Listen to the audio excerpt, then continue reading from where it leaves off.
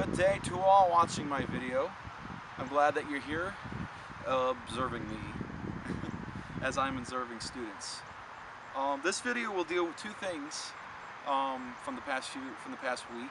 The first one is the sense of community around my cooperating school. With this assignment, we're supposed to describe what type of environment are these students in, where do they come from, what is it like. Well, my cooperating school is a part of a suburbia area outside of a good-sized city.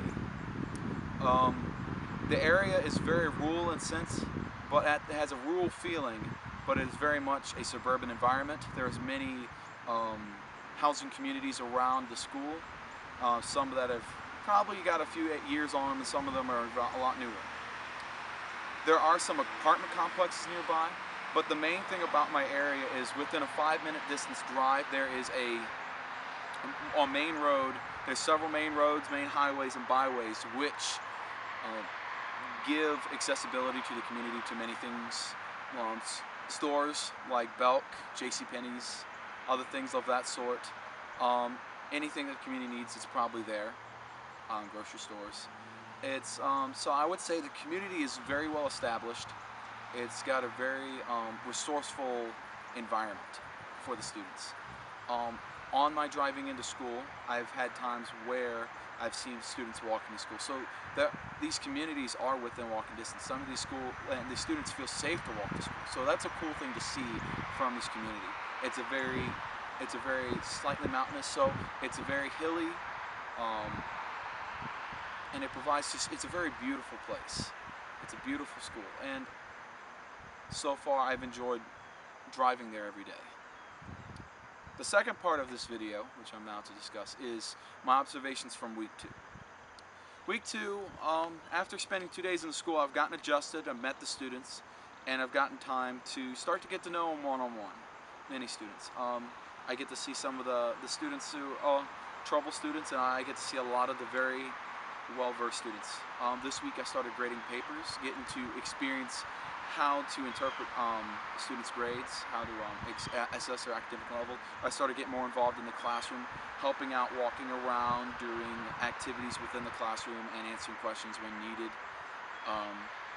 I've already, at this point, also helped deliver a read aloud assessment. And that is, it was a learning tool, and for me at least, and I am excited to continue forward with it. Some of the observations I've gotten this week, for instance, one of them that I picked up on was accessibility of the teacher. During the lecture, sometimes some students will just kind of sit back, and sometimes they turn their ears off. And one thing I've noticed that my Mr. CT likes to do is, in the middle of the lecture, he'll stop, ask questions, and continuously. And sometimes it'll be at random, but sometimes it's very much regular. He, for his notes, he gives the students questions they have to fill in, they learn from the lecture. So it's an active learning environment. And that's what I like about this lecture. It's not stand up at the front, this, and this, all right, have fun. It's not like I expect you to learn the knowledge from. He's giving them the questions that they need to learn the knowledge from, that they need to know the knowledge from.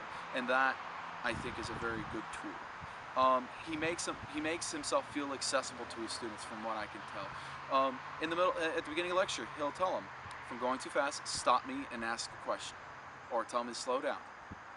I'm accessible to you.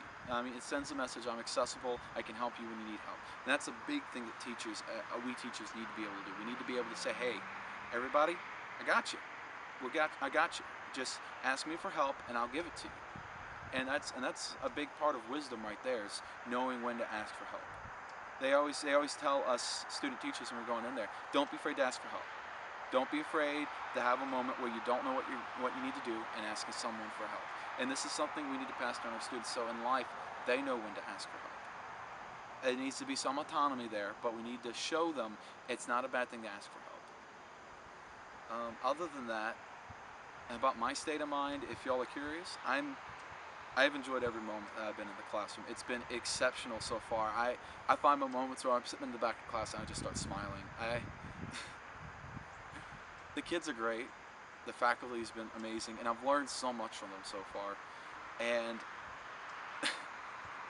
it's just I've been kind of nervous about this time of my life for a while now, and the nerves are gone, and I just find joy every time I walk into school. And there are growing pains, but they're the good type of growing pains, and I'm glad to keep experiencing them. That so far is all I have. I've got a lot more in here that will benefit me down the road, hopefully. So other than that, that's all I've got. Hope you all have a great time observing the rest of my posts and reading what else I've written, and au revoir.